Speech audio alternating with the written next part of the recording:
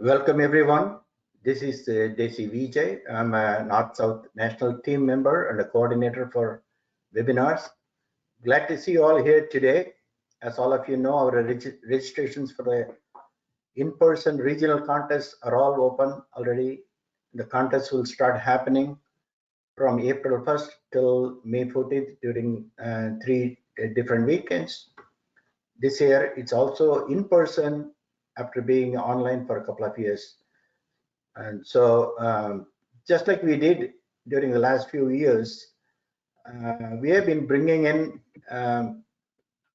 some of the past winners and various subject matters to talk to you about to their younger peers about their experience, provide some tips and answer their questions.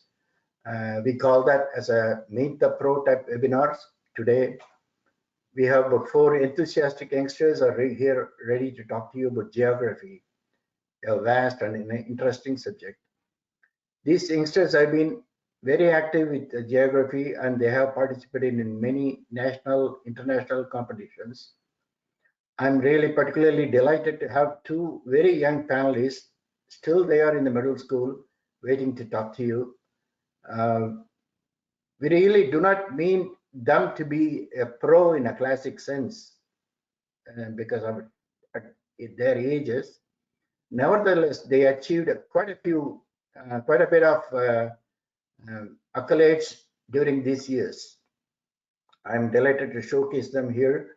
To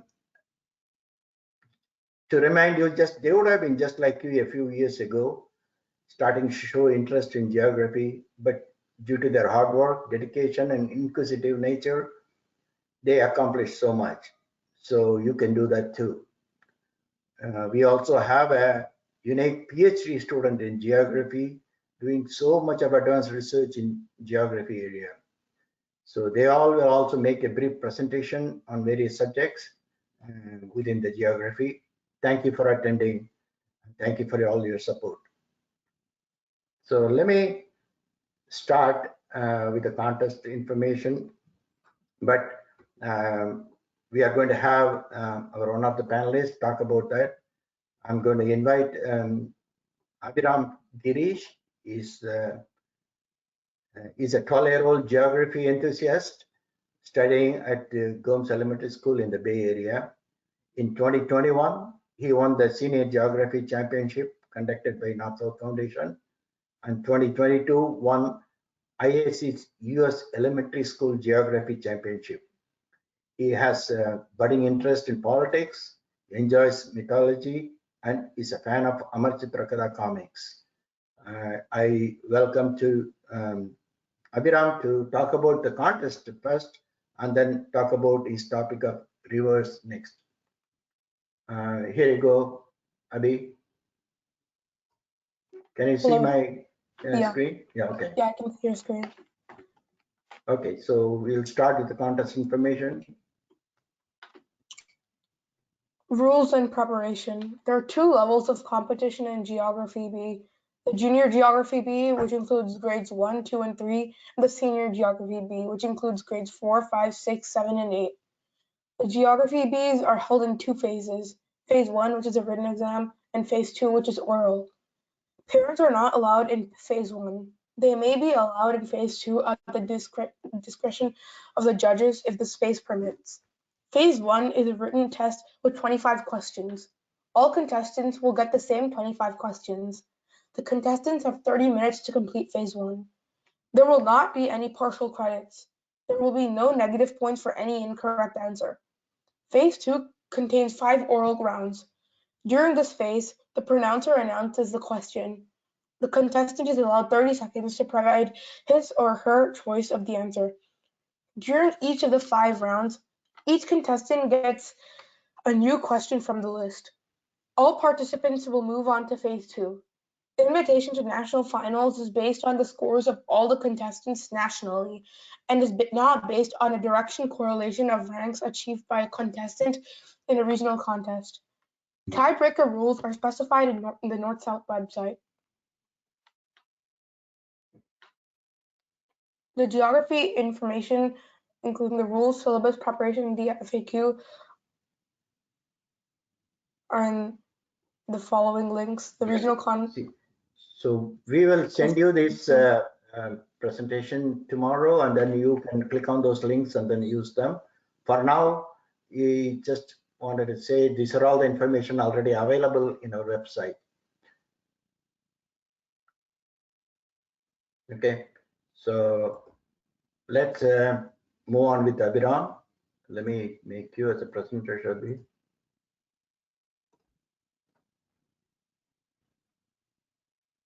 Hello, my name is Abhiraam Girish, and my chosen topic for today's presentation is rivers. We all think of rivers as narrow water bodies within countries. The truth is, countries form around rivers. Let's take a regular river. Most interesting things inside a country can be found in and around rivers. For example, the United States is home to numerous prominent rivers that are crucial to its economy and intercontinental trade. As fellow geography enthusiasts preparing for geography competitions, here's a tip. Think of rivers as a compass, a guide to help you study a country. There is so much a river can teach.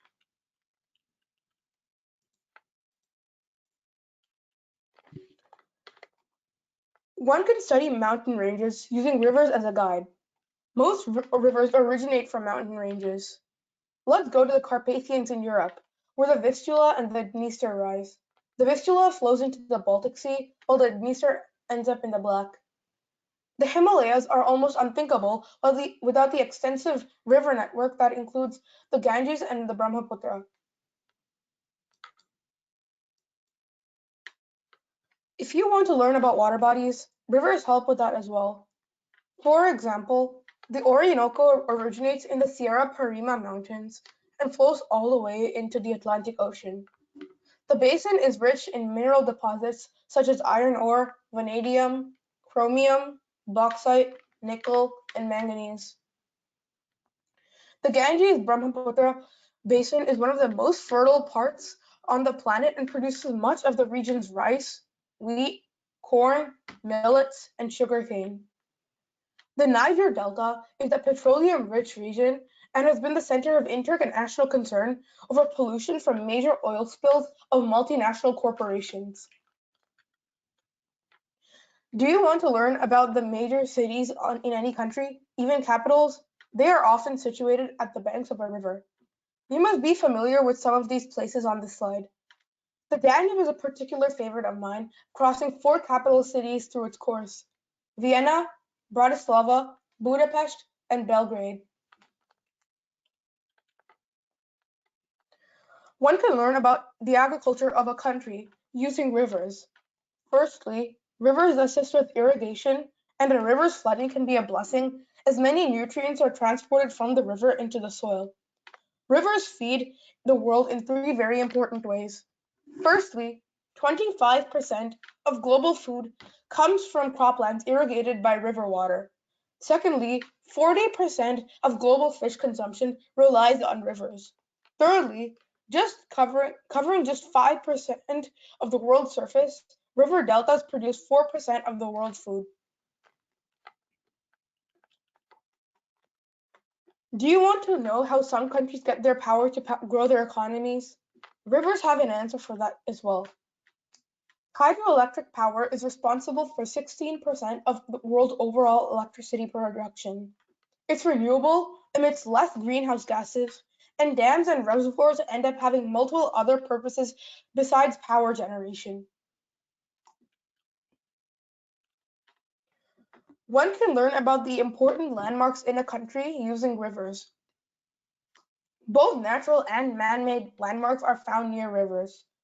There are plenty of examples: the Niagara Falls, the Tower Bridge, and the Grand Canyon. Also, many of our national parks have a river flowing through them. Do you want to learn about neighboring countries? Rivers often define political boundaries or the mountain ranges they originate from, which serve as political boundaries. Personally, this is one of my favorite topics. According to a 2020 study, rivers account for 1/4 of the international boundaries and 17% of state and provincial borders worldwide. Do you want to learn how rivers inspired artists and several masters for centuries? Several masterpieces were created with rivers as one of their main characters. For example, Washington crossing the Delaware. It brings to life a famous maneuver that led to the American forces being victorious over the British, as Washington would lead his troops across the Delaware River on Christmas night and into the next morning to defeat Hessian forces that were stationed in Trenton in New Jersey. One can go deeper into culture, history, and people using rivers, from serving as cradles of civilization to forming practices in society. Rivers have been instrumental in shaping lives around them. I will let the audience explore their own reasons for how rivers shape societies, but I came across a quote by Daniel Worcester in his book Rivers of Empire. To write history without putting any water in it is to leave out a large part of the story. Human experience has not been so as dry as that. Many of our rivers are in deep danger. Dams and infrastructure, excessive water extraction, climate change, invasive species, overfishing, and pollution are causing an unprecedented amount of harm to rivers. I hope that I have convinced you that rivers are lifelines of many countries and provide a compass for educating yourself and about that country. Think of a river as a compass with which to navigate the world. According to me, a river is more than a repository of water. It is a repository of the entire civilization. Thank you, Ram. It was an interesting topic and an interesting way of presenting. Next, I'm going to invite Nirmal Melam. Nirmal is an eighth grader uh, from Des Moines, Iowa. He started in participating in North-South Foundation competitions in the second grade. He is part of USA and is interested in Model United Nations. In sixth grade, Nirmal won the International Geography B National Championship and placed second on the national for IAC in the seventh grade. Nirmal has participated in many geographic competitions like North-South Foundation, GeoGenius, and IGB. He also likes playing sports like soccer and football and enjoys playing chess and hanging out with friends. Um, he is going to talk to you about climate change. Here you go, Nirmal. I'm going to change you as a presenter.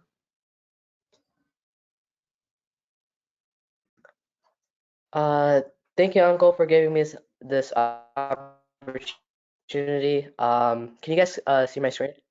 Yeah, we can see it. Okay. So my topic today in this webinar is about climate change.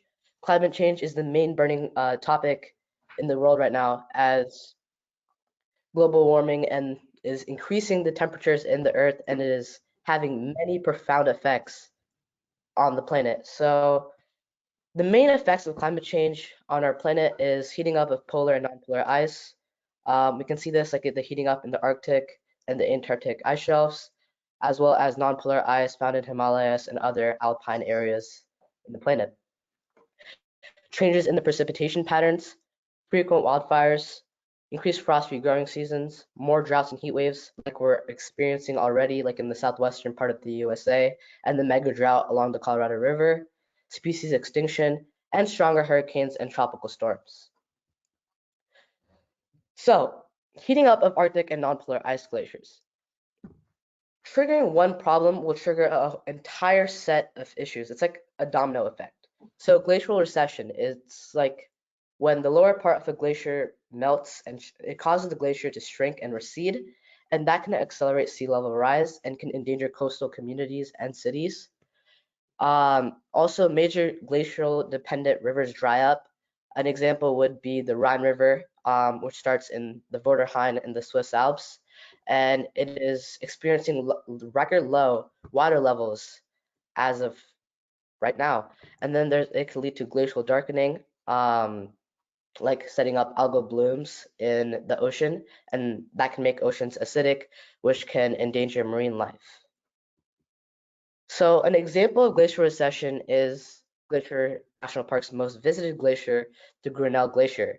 and it lost around 45% of its total landmass from 1966 to 2015, and that's over 100 acres of glacial ice that has melted away. And as you can see from these photographs taken over the course from 1938 to 2009, you can see how expansive it was in 1938 and how, as the years progressed, the lower levels of the glacier started to shrink. And in 2009, an entire lake formed underneath the glacier, and how you could see how many ice chunks have calved off away from the glacier. And Grinnell Glacier is one of the many examples of glaciers that are experiencing glacial recession. So for over a millennia, carbon dioxide levels in the Earth's atmosphere has never been above this line. I don't know if you can see my cursor, but it's on graph here. It's never been above 300 million. And ever since the Industrial Revolution, which especially 1950, the Earth's CO2 atmospheric levels have been on a spike, and it's only continuing to rise as we are emitting more carbon dioxide into the atmosphere. So that's something to look out for. So now a quick question for you guys. Do you know what city in Asia has the largest carbon footprint in the world?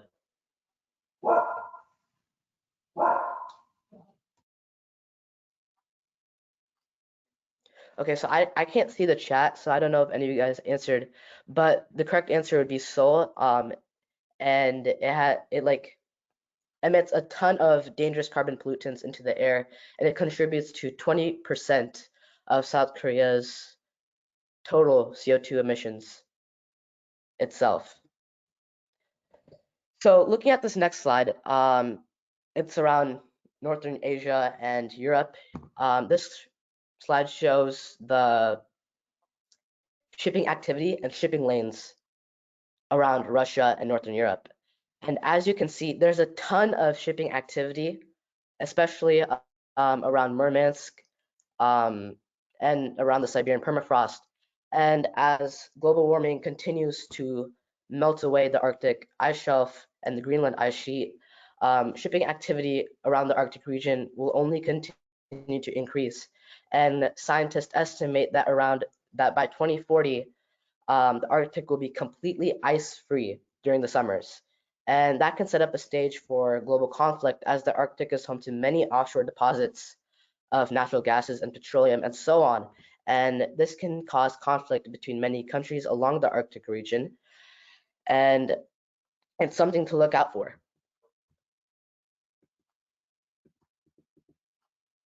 Okay, so it shows days above 100. As you can see in the beginning from 1991, it starts only in a small area in Southwest, but as the years are progress, and it is expected by the end of the century that it will only continue to expand northwards and eastwards, and the days that we will experience above 100 degrees will only increase. So these are three major examples of wildfires. Amazon wildfires from 2019 to 2020.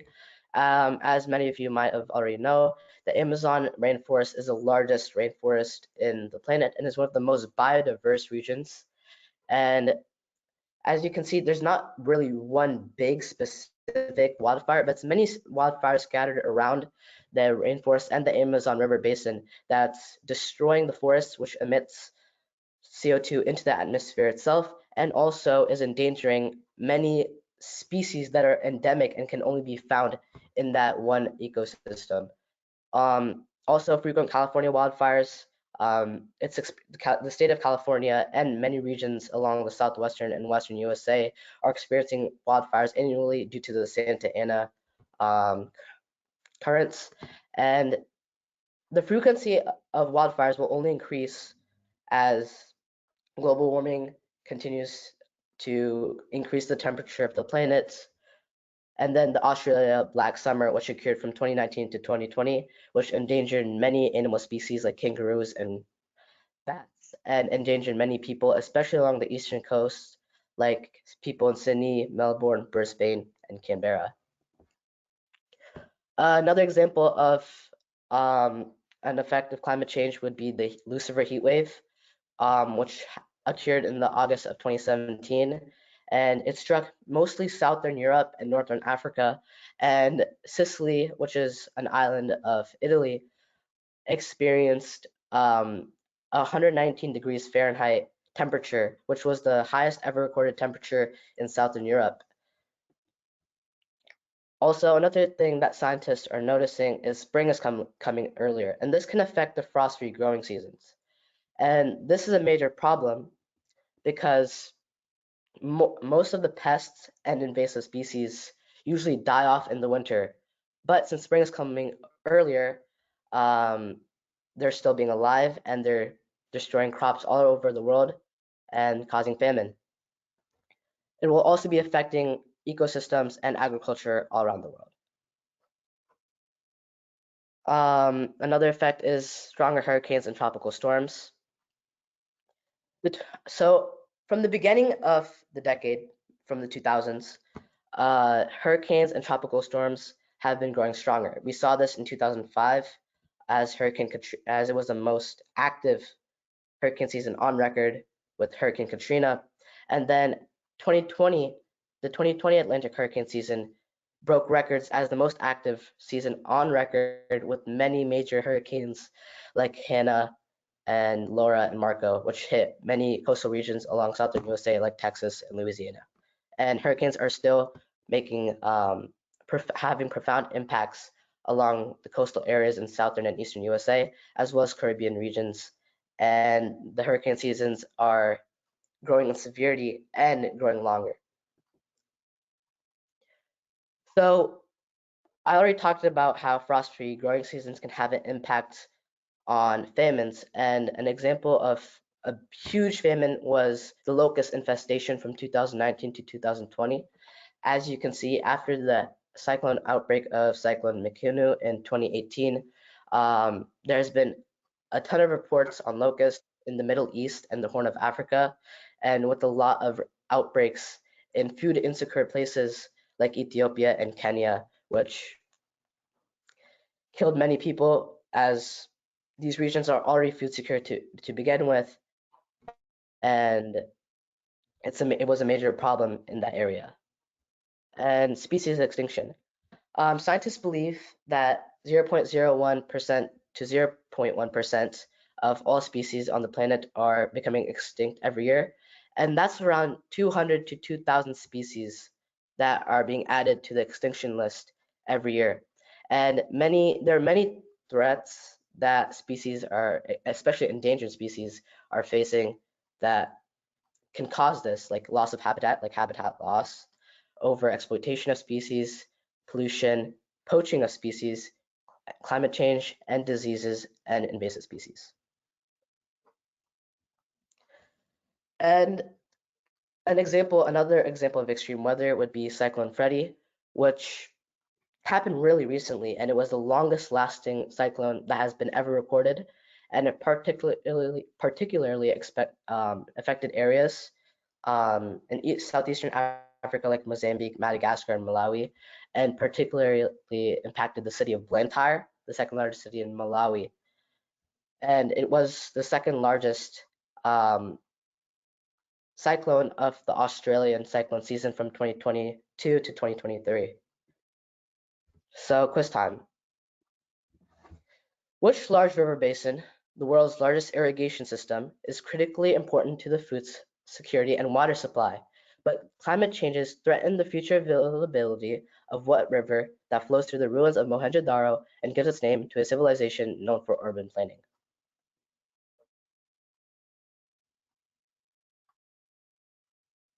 Please type out your answers in your chat.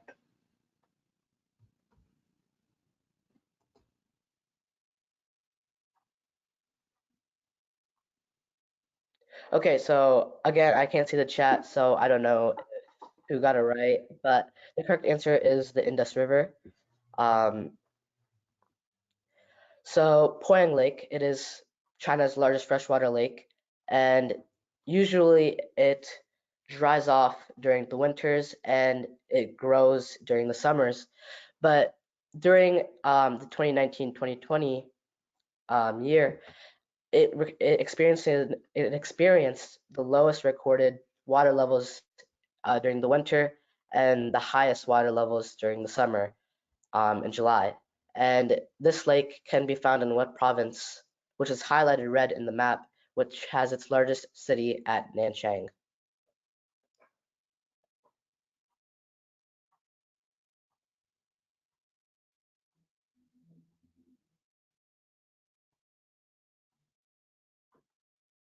Again, I can't see the chat, but the correct answer is Jiangxi province. So this shows record pools of meltwater on the George Ice Shelf in Antarctica, and as you can see, from 2018 to 2020,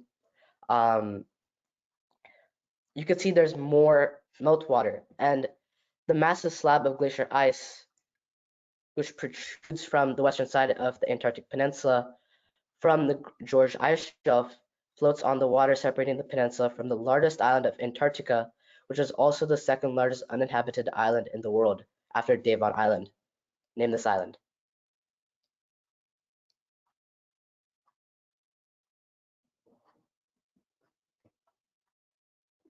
I think strangely, I don't see anybody, writing anything on the questions or chat tab or anything, because normally by this time would have had about 10 questions recorded already. I want to make sure the audience know where the questions tab or chat tab in your pop-up menu for this webinar. Please use that to type out your questions or your whatever answer Nirmal is asking you. You could type out there. I can read it for him. Thanks, Nirmal. Proceed.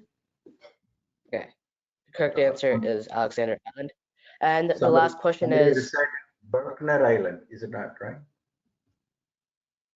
no, Berkner Island is located to the east of the Antarctic Peninsula, and it is the second largest island. Alexander Island would be the largest island, and the correct answer. Okay. Okay, so the last question is El Yeso is a reservoir located in the Andes, and it is formed by the damming of the Yeso River. This is one of the main reservoirs that supply water to which city that is served by Arturo Merino Benitez International Airport?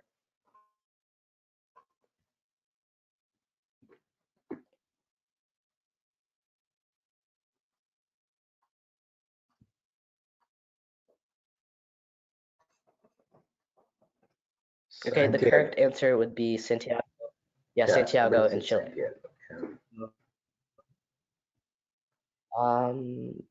That would be it for my presentation. Thank you guys.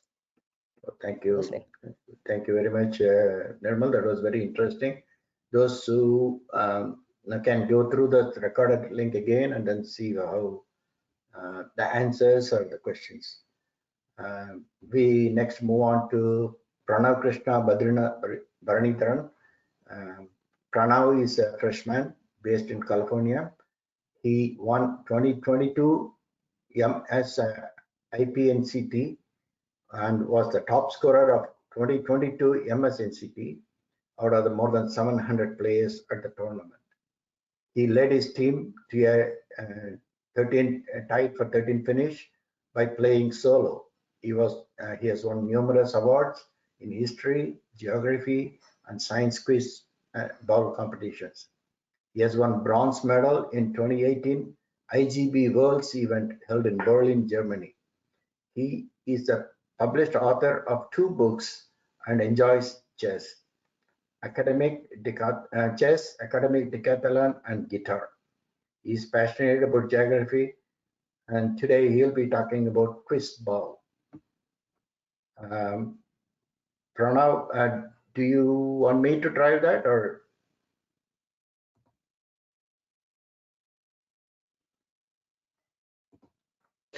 Yes, please, Uncle. Could you share my presentation? Okay. Okay. Can you see it now? No, sorry. Not yet. Okay. Now I can. Thank you. Okay, good. I'd like to thank Uncle and NSF for this amazing opportunity, and I'm here to talk to you about geography competitions and quiz bowl. Next slide, please.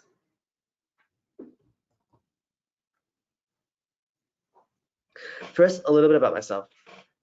I'm a freshman based out of California, and I've been attending competitive events in both geography and other competitions like the North-South Foundation, the Nat Geo GeoB, Geography Olympiad, IGO, and various quizzable events from both NAQT and ISE since I was in 2nd grade. In 2022, I was officially the best ranked quizzball player in the nation in the middle school division when I won the Individual Player National Championship Tournament, or IPNCT, held in Chicago. I also was top scorer out of Quizzball Nationals held later that year, out of 700 students. I was an NSF coach for both Junior Geography B and Senior Geography B, and I was also founder and president of my high school Quizzball club.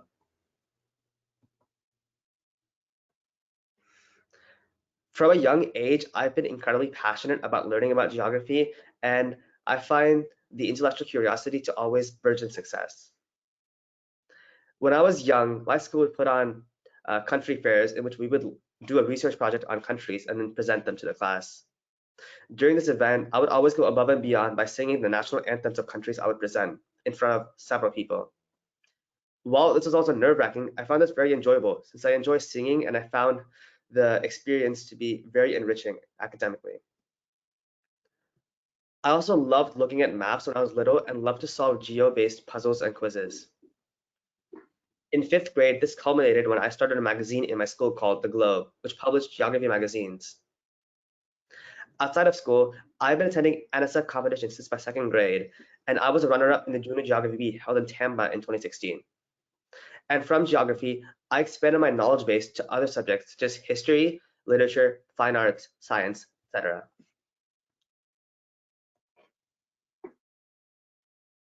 Now on to the main topic. What is Quizzball? Quizzball is a buzzer-based competition in which 2 teams compete head-to-head to answer questions similar to the popular game show Jeopardy! These questions can be about various subjects ranging from history to the humanities, including literature, science, music, fine arts, geography, and more. Current events, or what's happening in the news, is also an important part, as well as questions about sports and popular culture. That's right, you can hear questions about both Charlemagne and Charlie Puth. Like in Jeopardy! Competitors have a buzzer that they use to buzz in an attempt to answer the question by interrupting the moderator. If you get the question correct, you get a certain number of points, depending on where you got it in the question. However, if you get it incorrect and interrupt the moderator, you get a deduction of points. Quizzball is a fast-paced and highly entertaining competition that rewards quick-thinking individuals or teams who have deep knowledge of a subject.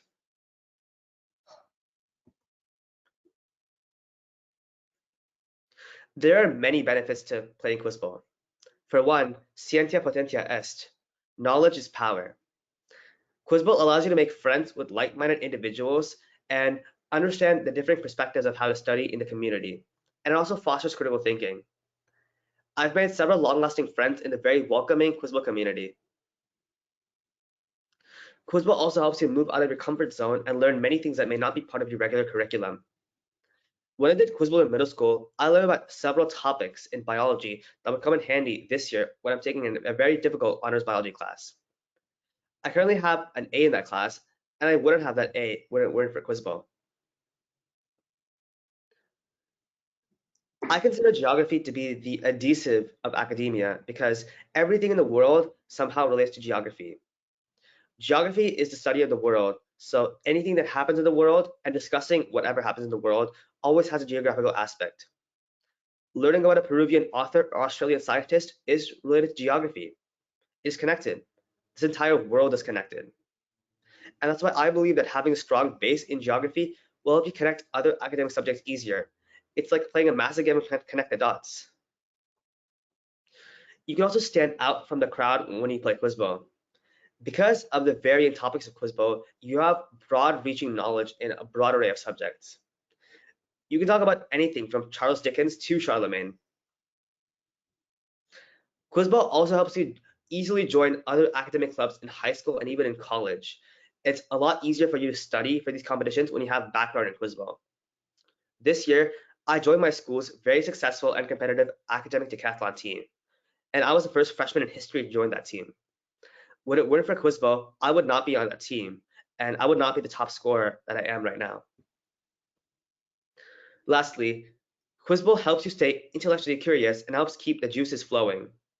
It provides more challenges to your regular routine and adds more spice to your life and learning a lot more about advanced topics.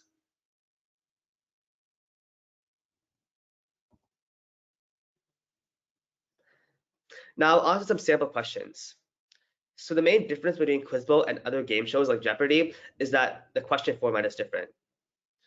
Quizbo questions are called toss-ups, and these are paragraph-long questions. These are pyramidal in nature. What that means is that the hardest clue is on the first line and the easiest clue is the last line. You can buzz in to interrupt the moderator while reading the question in an attempt to answer the question. All right, with that, let's start the question. Please feel free to type it in the chat. Toss-up. This lake's main inlet is the St. Mary's River, while its main outlet is the St. Clair River. The largest city on this body of water is Sarnia. This lake contains the largest freshwater island in the world, Manitoulin Island. Georgian Bay is the largest bay that is part of this lake, while others include Saginaw and Thunder Bay. This lake is combined with nearby Lake Michigan to form a single combined lake. For 10 points, name this lake that has the largest shoreline length of any of the Great Lakes. If you include its 30,000 islands.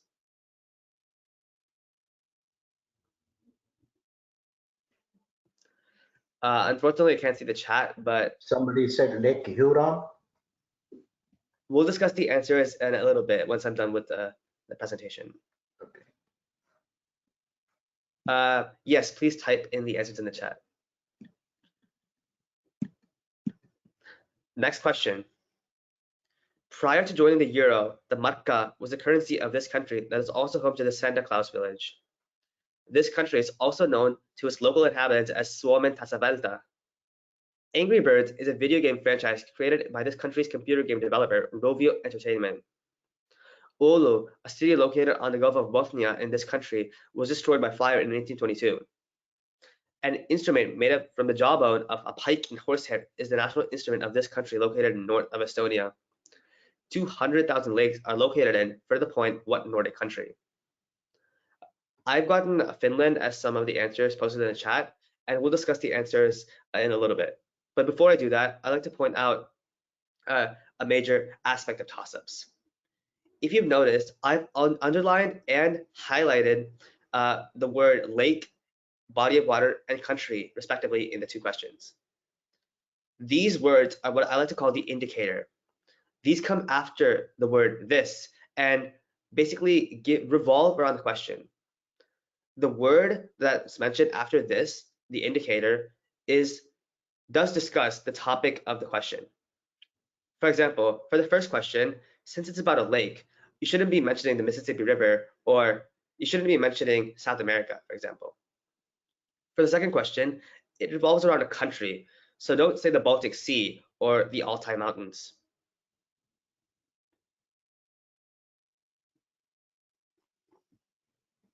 Go to the next one.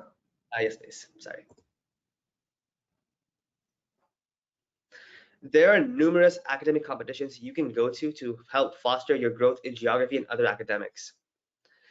The North-South Foundation, which I've been doing since second grade, has continuously helped foster my love and admiration and appreciation for geography. And without NSF, I would not be in the place I am right now. So I'm really thankful to that organization. The competitions in NSF are very well structured and allow you to easily prepare for other competitions. The International Geography Championships are Quizbo-like format in which you answer toss-ups, and whoever scores the most points in rounds wins and qualifies for the internationals. In 2018, they were held in Berlin, where I came third. The USGC, or United States Geography Championships, are a written exam you take also during the time you take the International Geography Championships. They're held at the same time, at the same venue. And it's an exam in which both multiple choice and written questions are expected. The top 4 scorers at the national level represent the US at the international level. South Korea has been the most recent host of the IGO event. And Quiz Bowl, lastly, is primarily run by NAQT, or National Academic Quiz Tournaments. This organization runs several national tournaments, including the Middle School National Championship Tournament, MSNCT. Last year, I was top scorer of MSNCT. There's also equivalent events for high school students and college students called the HSNCT and the SCT. Next slide, please.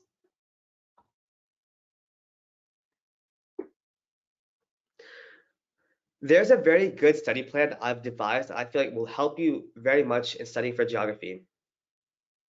First things first is to memorize the state and country capitals. You should also memorize the major cities of the largest countries and the most populous countries, as well as knowing the longest rivers of the world and important physical landforms. Physical geography is one of the most important arms of the broader subject of geography, and it comes up very often in competitions. By the end of this step, you should know that the capital of California is Sacramento, the capital of India is New Delhi, the largest city of Australia is Sydney, the longest river in the world is the Nile, and etc. The next step is to have good familiarity and a good grasp of state and country borders. Borders are incredibly important as they help map out what I like to call your mental map. This is the most powerful tool you can use when competing, as it's basically a map that you can pull up on your own, in your own brain. You develop your mental map with constant diligence and studying, and doing the state country borders practice will help you very much in developing it. You should also learn the highest points of every country and every state, and know the national parks both in the US and the biggest ones outside of the US. You should also know major water bodies and land bodies, continuing on the theme of physical geography. Also make sure to learn UNESCO World Heritage Sites. For example, the Leaning Tower of Pisa and the Great Wall of China. By the end of this step, you should know that the Mississippi River forms the border between Minnesota and Wisconsin. The highest point of Florida is Britain Peak, while the highest point of Azerbaijan is Bezerduzu. And Yellowstone is the oldest national park in the world, while Gorky Terrell's National Park is located in Mongolia. The advanced steps are much more broader than the other two, but they still have a structure to them. Current events is also a very important part of geography, and simply reading the news and reading articles is a very useful tool for this. Knowing about the war in Ukraine, floods in Sydney, the common currency of Brazil and Argentina, or the talks of creating a common currency similar to the euro, and the possible merger of Burkina Faso and Mali in Africa are some of the attractive headlines that are commonly used by competition organizers in their questions. You should also know the heads of state of the major countries. It's not enough knowing the president of the US. You should also know the prime minister of India, the leader of Australia, and even the supreme leader of North Korea. Knowing all this gives you an advantage, as these answer lines commonly come up in questions. Lastly, learn what I like to call geo-extremes. These are superlatives that involve various continental and country stats that I find important.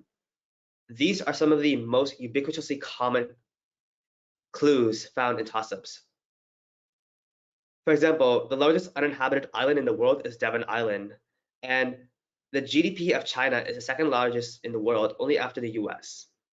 All these superlatives are very important, and I highly encourage you to do research on their own and collect them in a document. Economic geography is another one of the main branches, and I would suggest learning the common currencies of each of the countries. Knowing the official currencies, learning the currencies of every country will come in handy. For example, know that the kwacha is the currency of Zambia, while knowing that the Singapore dollar is the currency of Singapore. You should also know the GDP of the largest countries in the world in a list. You don't need to memorize the exact number, but you should know what order they are.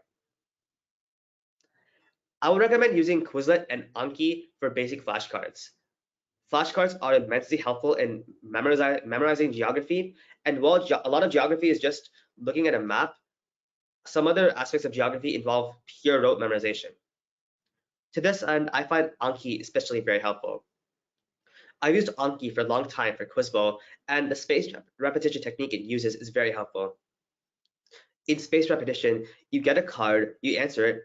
2 days later, you get that card, you answer it again, then you get it again in a week, then in 2 weeks, and it spaces out. That way, you get the topic ingrained in your brain with minimal effort. It worked immensely well for Quizbo, and it worked immensely well for me in geography as well. For advanced users, I would recommend using the Roam Research and Notion softwares. I also recommend getting a National Geographic giant wall map. I have mine on my wall I'm staring at right now, and it's a beautiful map that I've stared at for a long time over the past 5 years. Simply staring at a map will develop your mental map tremendously, and that's a valuable asset to have as a competitor. You should also look at atlases and purchase atlases. Atlases are not just books of maps, for they have valuable information about human geography, cultural geography, and tidbits of other facts you can use. Tidbits of countries are commonly found in atlases, and this condensed way of learning is a lot better than simply scouring the internet for broader aspects. However, that does not mean scouring the internet is bad. Pick a topic you want to research on and then do concrete research on it for 10 to 15 minutes. In fact, write a toss-up on it. It's simple. Just simply put the hardest line or the hardest fact at the first line and the easiest fact as the last line. Stitching together 5 facts is easier than it sounds, and it's a very rewarding experience for learning and recollecting and strengthening your knowledge. Lastly, I would recommend playing constant quiz constantly on websites such as Sporkle, Setera, which is a map website, Jetpunk, which is a fact website, and Bing. Bing is a search engine, but the daily quizzes are also very helpful. Now on to the answers. The answer to the first toss-up was Lake Huron, while the answer to the second toss-up was Finland. Next slide, please.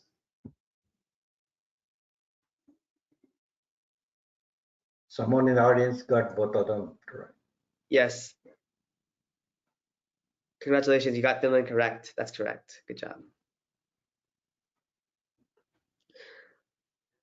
I'd like to quickly mention that I have published 2 books for middle schoolers and high schoolers to help prepare themselves on geography and Quizbo. The Quizbo Primer series is designed to help you learn geography and learn Quizbo easily and effectively. My books contain a solid tutorial and information guide about what Quizbo is and the best tips and tricks on how to prepare for it. And they also contain 150 more. They also contain more than 150 toss-ups for each book. These books are very well structured and help you learn facts and also ask review questions at the end to help you remember these facts. I highly recommend that you check out these books on Amazon. Next slide, please. Thank you so much for listening to this presentation, and good luck with your upcoming events and competitions. I can always be reached at bpranavkrishna20@gmail.com for any questions you have. Thank you so much, Desianko. Thank you so much, NSF. And thank you so much, everyone. Thank you, Pranav. Yeah, it was very interesting and so informative. We may have to go back and look at it again to see that whatever you talked about. So let me go to our last pro or expert, and we have Neeraj Sirdeshmukh. Neeraj is a Geographic Information System (GIS) software engineer and has an extensive background in geospatial science and remote sensing. He holds a master's degree in geomatics from Delft University of Technology in Netherlands and a master's and bachelor's degree in GIS from the University of Texas at Dallas. He is currently pursuing a PhD degree in GIS as well.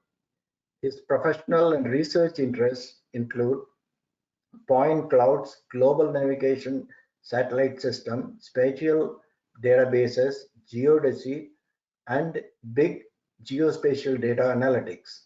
And he has been avidly passionate for the discipline of geography since young age, having particularly in several geographic competitions, including National Geographic B, North-South Foundation Geography Contest. He loves to travel and he stares at map. He's the other guy. We are really pleased to have him here to motivate our people. And he wanted to talk about top 10 tips to succeed in National Geography competitions. Very good, Neeraj. Thank you. Thank you, Vijay. Okay, so I'm going to show the slides, right? Yeah. Yes. Okay, so Neeraj Sirdeshmukh. All right. Yeah. Thank you to North-South Foundation, first of all, for giving me this opportunity to speak regarding my experience with geography. And the topic of my presentation is top 10 tips to succeed in National Geography competitions. So just a little bit about me. I was the second place finisher in the 2006 National Geographic B. So yeah, this was a long time ago. This was 16 years ago.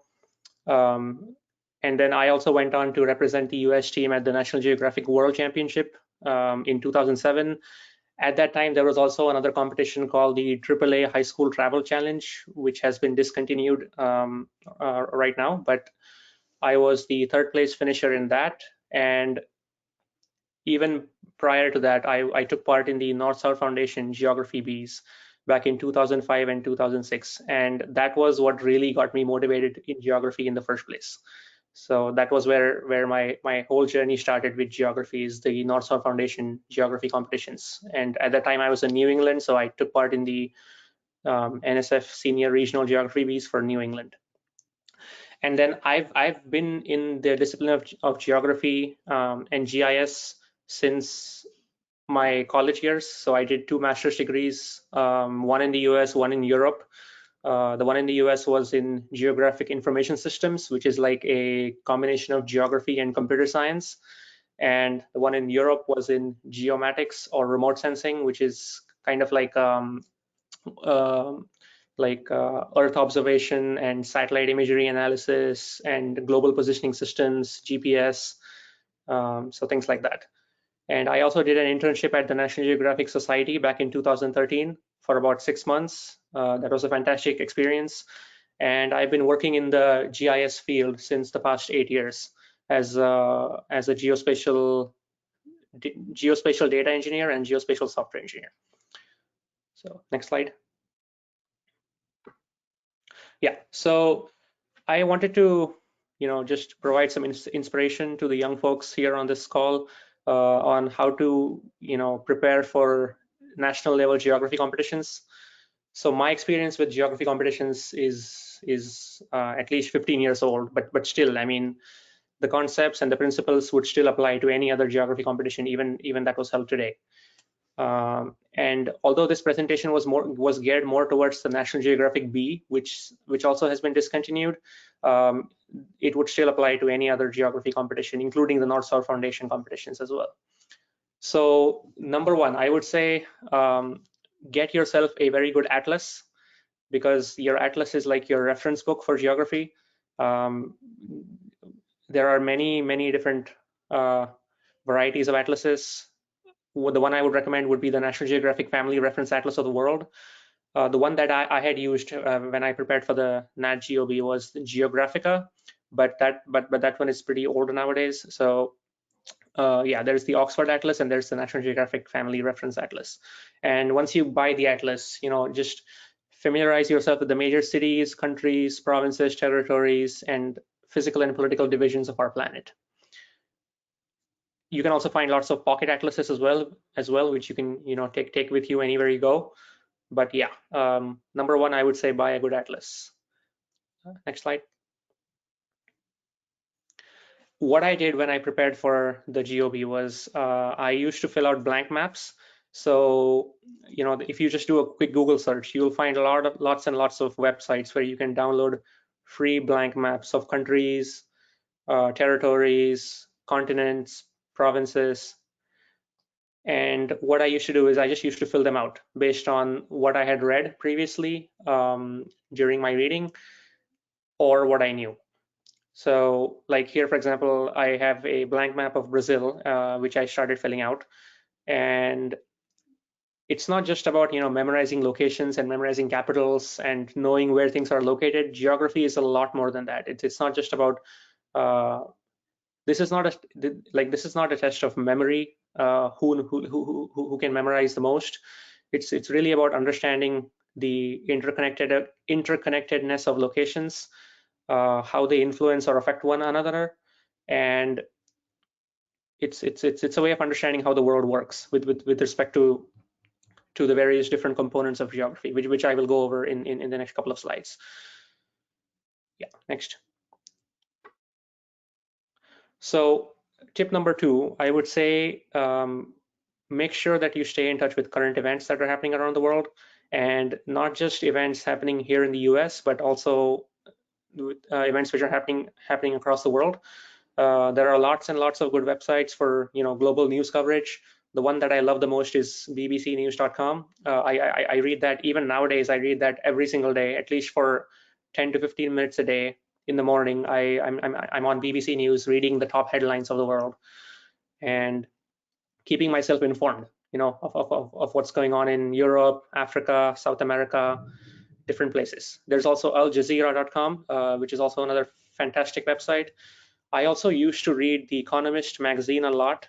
That I think really provides a good, comprehensive, holistic view of what's going on with respect to all the different economies of the world and how they relate to one another. And I also used to watch Fareed Zakaria GPS on CNN, which in my opinion is a really good show that covers a lot of global affairs and international relations and keeps you informed of what's going on around the world. Next slide. Yeah. So if you want to succeed in a national level geography competition, then yes, you should know the capitals of every country in the world. Unfortunately, there really isn't a way to like understand capitals. I would say. I mean, you pretty much have to memorize it, but still, I mean, you should know it. And I used to make flashcards, which are a great way to do this. There are approximately 200 countries in the world today. So yeah, it's not a lot, but yes, you should know capital of every country in the world. Next slide. And this is actually one of the areas in geography which many people struggle with, which is physical geography. When people think of geography, they usually think of just knowing where things are located, knowing the capitals of countries, but people don't realize that there is this whole other component of geography called physical geography, which is all about things like hydrology, climatology, geology, biogeography, and you really have to understand physical processes that operate on the earth and how they relate to one another. So physical geography questions mainly ask about key terms like for example, cinder cone volcanoes or cirques and glaciers, the different layers of the earth like the asthenosphere, the different components of the ocean floor, the stages in the formation of rivers, for example, like meanders, and different biomes in the world like steppes. So yeah, these terms mainly relate to climates, soils, wind and ocean currents, glaciers, dunes, rocks, minerals, the ocean floor, rivers, lakes, the atmosphere, and the inner earth. And what I had used when I prepared for the National Geographic Bee was I used the National Geographic desk reference. I pretty much read the entire book from start to finish. And this book really provides a really in-depth understanding of all the different physical processes that operate on the earth. And the National Geographic Bee, when it was there, they actually used to use a lot of questions from this book directly in the bee. So this was like my go-to reference for studying physical geography. But you can find lots and lots of other books as well on physical geography topics. This is just one example. Next slide. Yeah, and don't forget to study regularly. So I studied for about 1.5 to 2 years just for the National Geographic Bee itself. It used to be 2 to 3 hours after school, and on the weekends, anywhere from 10 to 15 hours. I found that if you maintain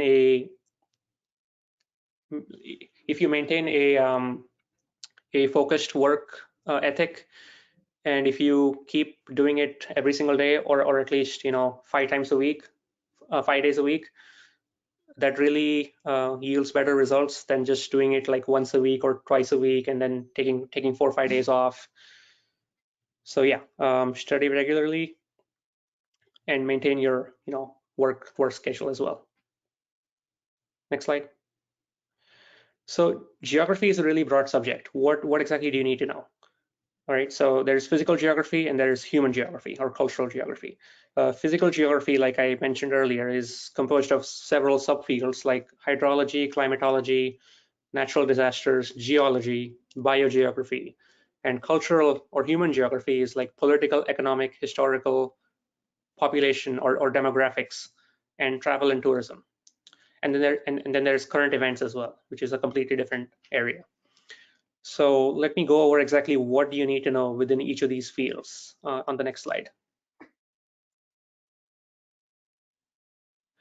So physical geography, as we discussed earlier, it's basically a study of the different processes that operate on the Earth, how they relate to each other, and it's a wide field by itself. So things like rivers, lakes, mountains, deserts, plateaus, basins, seas, gulfs. So you need to understand exactly like the processes that lead to the creation of all these features, how they interact with each other, where they're located, and things like that. Political geography is all about countries, capitals, cities, regions, territories, dependencies, bordering countries, the flags of major countries, and international economic and political organizations like OPEC or NATO. So you need to understand how those work. Economic geography is more about like exports, currencies, natural resources, any important mining or industrial regions. Historical geography as well, so you need to know civilizations, you need to know which countries got independence from what other countries, ancient empires, the former names of countries and territories. Population geography is more about like religions, languages, and ethnic groups, and travel is about knowing which are the common or popular tourist attractions in countries. And then current events is just, you just need to read the news. Next slide. Like Pranav mentioned, it's also really important to know Earth's extremes. So yeah, lowest, deepest, largest, smallest, coldest, wettest, most visited, tallest. Making flashcards is again a great way to learn the extremes of the world. But these are one of the most common types of questions in any geography competition, is knowing the extremes of the world. So just know it. So when I was studying, what I did was I created a chart of all the different aspects for each country. So it looked like this basically. It had the country name, the capital, cities, physical features, independence, religions, languages, ethnic groups, currencies, exports, facts. And I found organizing all the stuff for each country in the form of a chart was a much better way to prepare for the competition and learn about different countries just by looking at one reference. And that's what I did. And ultimately, the chart ended up to be like 5 feet long when I printed it out, because at least 192 countries at that time, and it was a lot to take in. But yes, it was a lot better. It was a much better way to organize the content so that I could refer to it in one place. And the facts that I put in this chart were taken from different books. So like there was a book called Afghanistan to Zimbabwe at that time, which was written by one of the former champions in the National Geographic B. There was one called the Handy Geography Answer Book. So all of the stuff that I had read, I put in this chart, and I used to refer to it during my studying. Next slide. I also used to continuously quiz myself to test my knowledge. There are lots of good websites. If you just do a quick Google search for free geography quizzes, you'll find lots of different resources for, just quizzing yourself and honing your knowledge that way. Next slide. And last but not least, I love traveling the world. I highly encourage you to do that. I think there's no better way to learn geography than travel the world firsthand and meet people from different countries and different cultures. Learn from them, learn how they live, learn what their culture is. Over the last 7 years, I've traveled to more than 25 countries, and I think it really broadens your own mindset, makes you more of a better informed global citizen. And every single time I travel, I also look at the map where I am just to figure out my ways. And I like to plan everything out by looking at the map first.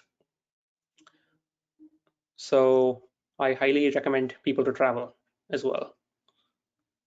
Next slide. And last but not least, I would strongly recommend everyone to participate in the North-South Foundation Geography Bees, because like I said, for me, that was the initial point of contact with the discipline of geography. And that was the platform that actually sparked my passion and grew my motivation for the subject in the first place, which led to my successes in the other geography competitions like the National Geographic Bee or the AAA Travel Challenge or the National Geographic World Championship. So yeah, it was a really great platform. If you need any more inspiration, or if you even need any career guidance, reach out to me. Like I said, I've actually been working in the discipline of geography as a geospatial data engineer since the past 8 years. So I have a lot of experience with pursuing geography as a career as well. So if you need any career guidance, feel free to reach out. And thank you for giving me this opportunity. And I'll turn it back to you, Vijay. Thank you, Neeraj. So much of information you have put in this one. And then, in fact, thank you to every one of you. You guys have really worked hard in this and provided so much of material for us to talk about. So let me go back and find out if we have any questions. Okay. Okay, there are a lot of them are answers to the questions. Somebody's asking, Pranav, when is the quiz ball? When is quiz ball? Yeah. Well, it's two types of quiz ball events. Like there's the regular season, which the traditional quiz ball season is between, for the regular season is between September and March. And then there is nationals. Nationals typically happen in April and May. And if you do win the regular season, you qualify for nationals. So in reality, quiz ball is like a sport in that it takes a solid chunk of the year and you have to work hard on it. But yeah, quiz ball has a lot more flexibility. Like most like cities and most regions have a close by quiz ball tournament. Like for me, a lot of in my city, there's a lot of quiz ball tournaments available. And if not, I could just go to the Bay Area and just compete. So there's availability there, and most cities and other regions have very accessible quiz ball tournaments that happen regularly, like twice a month. So I'll check those out. Thank you. Please, if you have any questions on anything they talked about or anything about geography, please let us know. There are a lot of congratulatory things, are very informative, and thank you and all those things. Neeraj, somebody is asking, can you elaborate on GIS profession? Yeah, so GIS stands for Geographic Information System, and what a GIS is basically a tool to process or store or manage or analyze geographic data. So you have different data. So you have different kinds of data sets. Like for example, you might have some satellite imagery that you want to analyze, or you might have some data sets for countries or rivers, or let's see what else. Highways, transportation routes, which you want to bring into a GIS. So basically what a GIS is, it's a system, it's a software system that you use to process or manage or analyze geographic data to help answer questions. Like for example, what are the good areas where you should do oil exploration, for example, or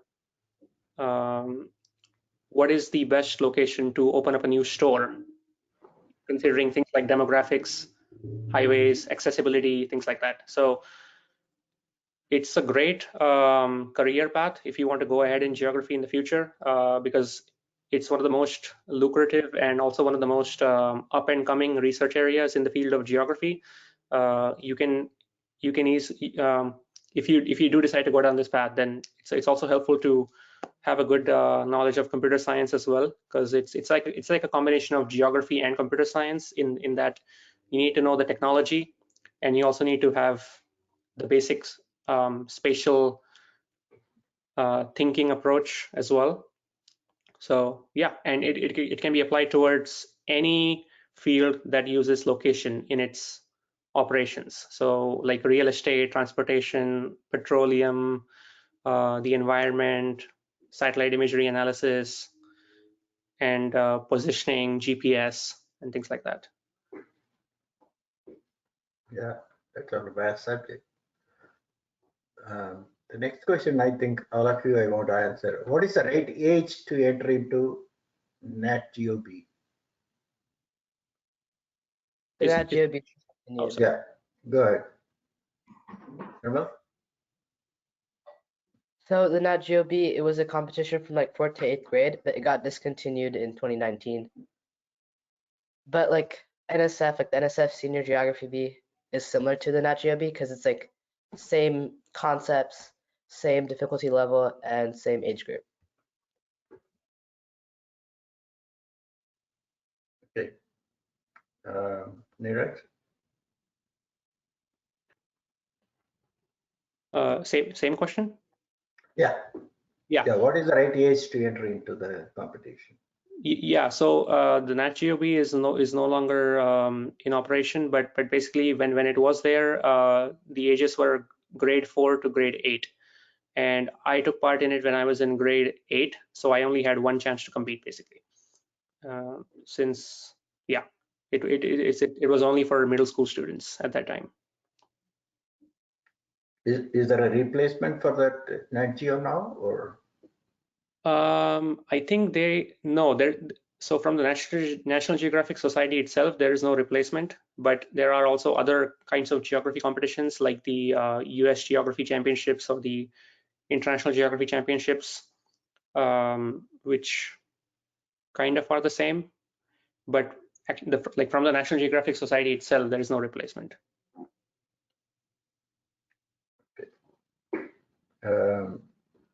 Pranav, got any idea? Like the other panelists have said, the National Geographic Geography B got discontinued, but however, there are numerous other alternatives. And also, considering my area of expertise is Quizbo specifically, I'll consider any academic competitions at an early age would be very beneficial. For example, one of the most recent national underdog teams was Centennial Lane Elementary School, which in 2019 was a team made up of 4th and 5th graders who went toe-to-toe with the 8th graders and did pretty well. So I would consider getting into geography and Quizbo as soon as possible in the 2nd grade to 4th grade range would be very beneficial to your overall improvement. Satvik Jain is one of those people at Centennial Lane, and now he's a 7th grader, I believe, and he's one of the most highly rated young players in the tournaments. Thank you. Abhiraam, do you have any suggestions? So the only thing I have to say about this is that just compete when like compete at a young age, because then you'll be more interested in the subject.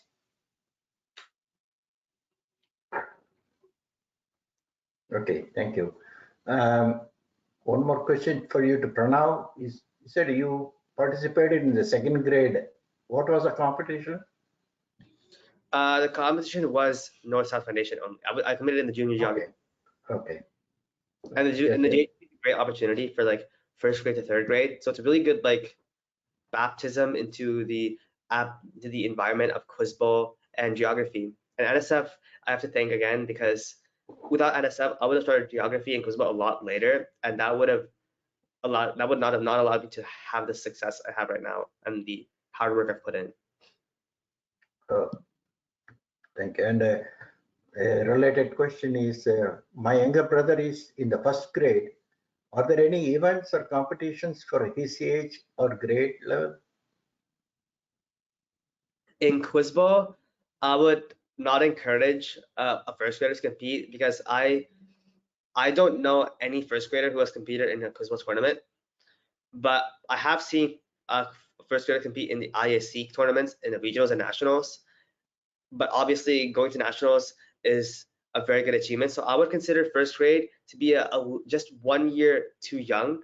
I would just say this year just to study the capitals and get the basics done. That way in second grade you can really jump in with the JGB, NSF, and even try some other quiz bowl things, because first grade is slightly too young. But obviously if your brother is very talented, you can try put him in a quiz bowl tournament by himself. But I would not recommend putting him in a quiz bowl tournament by himself as a solo first grader. That would be a very rough experience in my opinion, because you'll be playing against 8th graders. Yeah, obviously, yeah. I have a couple questions for you, Neeraj. What are some companies that are specializing in this field, GIS, and what courses you recommend for middle school or high school students? Yeah, so great question. There are lots and lots of companies that do GIS in some way, all the way from Google, Microsoft, Facebook, to oil exploration companies like Shell, for example, scientific research institutions like USGS, NASA, National Geographic Society as well, obviously. Basically, any company that uses location intelligence in its operations uses some kind of GIS. And if you just do a quick Google, a quick search on a job website, like for example, Indeed.com, if you search for GIS analyst, you'll find lots and lots of openings in the GIS industry. I myself have done internships at 2 different oil companies here in Texas as a GIS intern. I also did one at a transportation company called CDM Smith. I did one at a company called Fugro in the Netherlands. That's more of a remote sensing company. So they do like satellite imagery analysis, acquisition, visualization. And currently I'm doing, I work as a software engineer specializing in geospatial at a company called Element 84, which is based out of DC. So to prepare for this, I would suggest take courses in computer science. In high school, take AP Computer Science, for example, and also make sure that you also take courses in just GIS itself. So like if you apply to any undergraduate degree program in geography, for example, it will mostly have some other courses in GIS as well, which you can take. Nowadays, there are also many programs that offer undergraduate degrees solely focused on GIS. So you don't have to do it in geography, but you can do it directly in GIS. So yeah, make sure you know programming a little bit, like Python. Take as many geography and GIS classes as well, and make sure that you have a good background in computer science, which you can start at the high school level itself by doing AP Computer Science, for example. Yeah, thank you. The next question I would like all of you to answer. How do you guys manage the pressure of performing and expectations And how did you handle the failure in those such pressure competitions? So can I start with Abhiraam?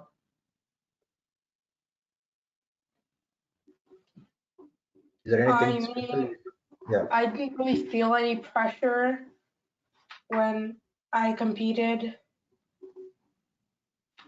because I'm kind of still young, so I have more chances to compete again, even if I do. Even if I don't do that well, I will still have many more chances in the future.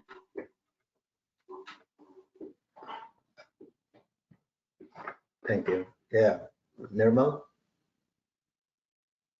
So like for me, I feel like pressure, like I'm like overwhelmed, like nervous, like right before a competition.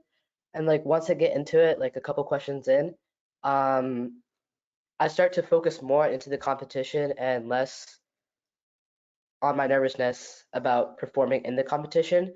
So what I do is like I try to like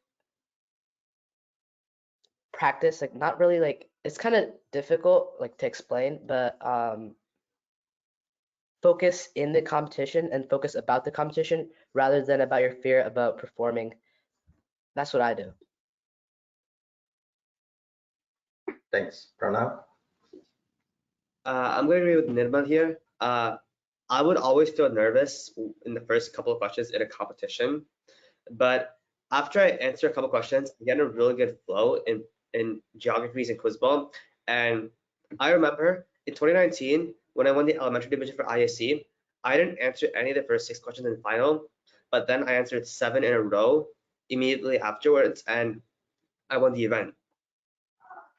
And I would consider that like my experience with that to be for like nervousness and a lack of confidence. Just back yourself up because you got this. You worked hard, you did all the work, and now whatever result you're gonna get, that's just how it's gonna roll. And I feel like you just have to put your mind on it and really switch on during those competitions. And you're always gonna feel scared.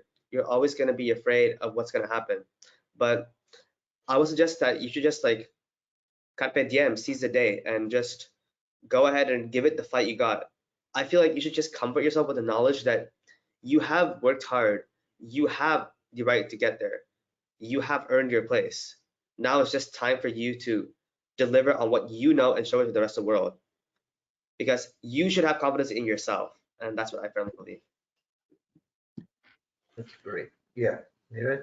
I mean, I would not take any pressure at all in the first place. I would just relax, take it easy, take it one question at a time. Don't think about the result. Try your best, put forth your best effort in, and if you prepared well enough for it, you will get the success that you will get the success that you deserve. So I didn't really take it in a way that I need that I need to have, you know, like that I need to take a lot of pressure on myself. I just put forth my best effort. I didn't think about the result, and all the hard work that I had done in the last 2 years prior to the GOB paid off eventually. Yeah. Thank you.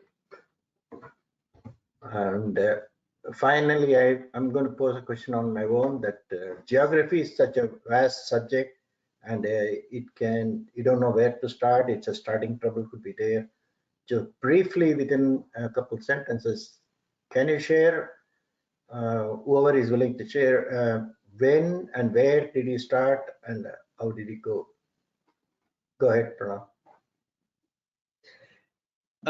I remember when I was on a flight from India to the US, and I just looked at a flight map and I was like, Appa, what is this?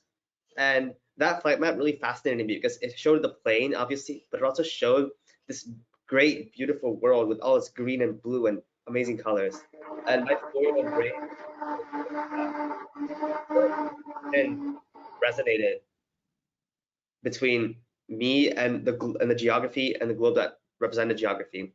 And from there, I would just start studying on my own. I would just like, when I played Scrabble, I would just come up with country names, which is actually not the rules of Scrabble. That's antithetical to the rules of Scrabble, but I would just use Scrabble to play country Scrabble. I would beg my parents to ask me capitals of the world and help me learn on that. And I remember throwing tantrums when I was like 5 when I couldn't pronounce Nouakchott and Nuku'alofa. And that young interest, it was very young. Like I was a kindergartner in that time, but that interest still fascinates me today because I can easily lose myself half an hour looking up the Atacama Desert and then going into a tangent and somehow I end up in Guatemala City. For me, that just innate fascination with geography comes natural to everyone. Everyone is fascinated about other people. Other people in this branch of geography. So I feel like everyone can tap into their hidden potential about geography. Thank you. Nirmal, did you want to share? Yeah, so for me, I started in like 2nd grade. So where I'm at, there's this like Hindu temple that like every year during December, like annually, they hold these like geography competitions. And I participated in one in 2nd grade. At that time, I didn't really study for it, so I had low expectations.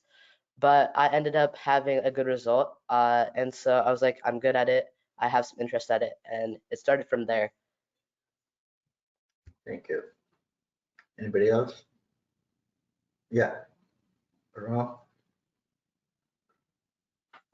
So what happened was that my grandparents gave me an atlas, and I spent most of my time with that atlas, and that sparked my interest in geography. When was that? Like when I was 5, they gave it to me, and then I've been doing geography ever since, 7 years. Wow. Very thoughtful gift. Neeraj, anything? Okay, yeah. My interest started in geography when I was when I used to sit in the passenger side of the car, and I used to give my dad directions to places. And I really got the chance to grow my passion further by taking part in the North-South Foundation competitions, and that was actually great motivation for me to succeed even further by doing other competitions afterwards. Thank you. Thank you. Thank you, everybody. We already crossed the time limit, but thanks for all your time and effort. It shows that you put in so much of efforts in trying to present your stuff today. Thank you for your time and patience. Thanks for trying to educate us. For all the listeners, please thank you for attending, and then I hope you got something useful out of it. And we will send you the recorded link of the webinar as well as the presentation probably tomorrow.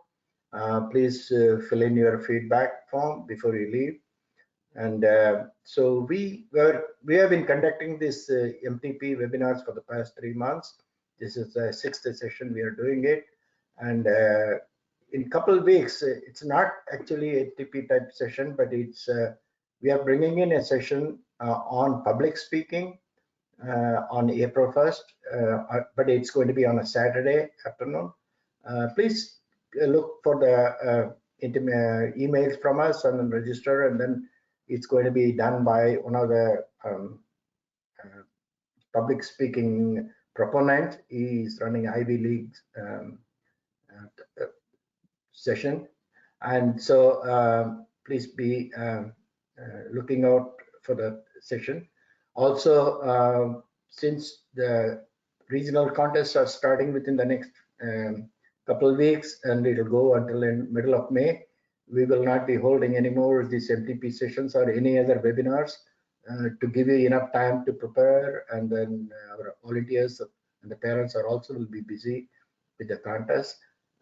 We will meet you again after towards the end of the May with different topics and different webinar sessions.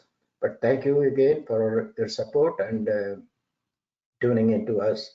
And thank you guys for all your time and efforts. I'm really had a pleasure working with you guys. Thank you. Thank you. Thank you. Thank you.